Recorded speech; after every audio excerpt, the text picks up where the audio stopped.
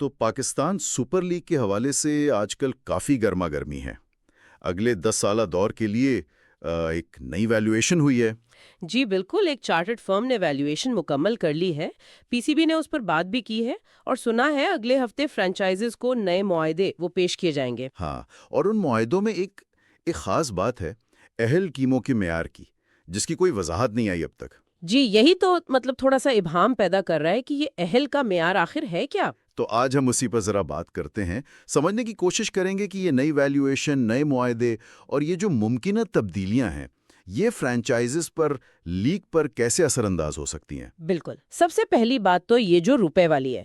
پچھلے معاہدے تو ڈالرز میں تھے، یاد ہے نا؟ ملتان سلطانز کے 6.35 crore dollar, Karachi Kings 2.6 crore dollar. جی کافی بڑی رقم تھی۔ تو اب روپے میں ہونے سے کیا فرق پڑے گا؟ مطلب ظاہر ہے روپے کی قدر تو کم ہوئی ہے، تو کیا غیر ملکی کھلاڑیوں کو ادائیگی میں آسانی ہوگی؟ ایک تو یہ فائدہ فوری طور پر نظر آتا ہے کہ ڈالر کے جو اتار چڑھاؤ ہیں اس کا رسک کم ہو جائے گا، شاید بجٹنگ آسان ہو ان کے لیے۔ اچھا۔ لیکن اصل بات تو یہ ہے کہ نئی ویلیویشن کے بعد فیس بڑھے گی کتنی، اور پھر کون کون سی ٹیمیں اسے قبول کریں گی۔ اور یہاں پر مجھے لگتا ہے ملتان سلطانز کا ذکر بہت ضروری ہے۔ سب سے مہنگی ٹیم ہے، پہلے اتنی زیادہ فیس دے رہی ہے۔ جی، ان کے مالک علی ترین کے سوشل میڈیا پوسٹ سے بھی لگتا ہے کہ وہ کچھ پریشان ہیں یا کم از کم سوال اٹھا رہے ہیں۔ بالکل، یہ ایک حقیقی امکان ہے کہ ان کے لیے مشکلات ہوں۔ ان کی فیس بھی زیادہ ہے، پھر پی سی بی کے ساتھ کچھ مبینہ مسائل کی باتیں بھی ہوتی رہی ہیں، اور اوپر سے یہ اہل ٹیم والی شرط۔ تو کیا ایسا ہو سکتا ہے کہ وہ دستبردار ہو جائیں یا ملکیت بدل جائے؟ خدشہ تو ہے جی، یہ جو اہل والی شرط ہے، ہو سکتا ہے یہ انہی کی طرف اشارہ ہو، دیکھنا ہوگا۔ لیکن اگر لیگ کی سب سے مہنگی فرنچائز ہی مشکل میں پڑ جائے یا باہر ہو جائے تو یہ لیگ کی ساکھ کے لیے اچھا تو نہیں ہوگا؟ نہیں، بالکل نہیں، یہ ایک دھچکا ہو سکتا ہے۔ پی سی بی کو یہ معاملہ بہت احتیاط سے ہینڈل کرنا پڑے گا۔ اچھا، پھر ایک اور بڑی خبر ہے، پی ایس ایل 11 میں 2 نئی ٹیمیں، یہ تو تقریباً فائنل لگتا ہے۔ یہ آفیشیلی کنفرم ہو چکا ہے کہ 2 ٹیمیں آئیں گی۔ لیکن سوال یہ ہے کہ جو پرانی ٹیمیں ہیں جنہوں نے شروع میں لیگ پر اعتماد کیا جب یہ اتنا بڑا برانڈ نہیں تھا، ان کی سرمایہ کاری کا کیا ہوگا؟ یہی تو اصل چیلنج ہے۔ 10 سال ہو گئے ہیں، ان ٹیموں نے نقصان اٹھایا، برانڈ بنایا۔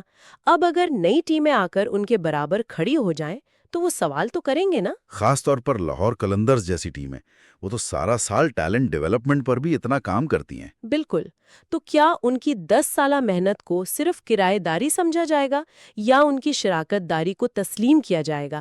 یہ توازن بہت بہت اہم ہے۔ ایک اور تجویز بھی سننے میں آئی ہے، ڈرافٹ کی جگہ نیلامی کی، آئی پی ایل کی طرح۔ کیا یہ ممکن ہے پاکستان میں؟ مشکل لگتا ہے، کم از کم فی الحال۔ اس کی ایک وجہ تو ٹیموں کی مالی حالت ہے۔ اچھا، مطلب سب ٹیمیں منافع میں نہیں ہیں؟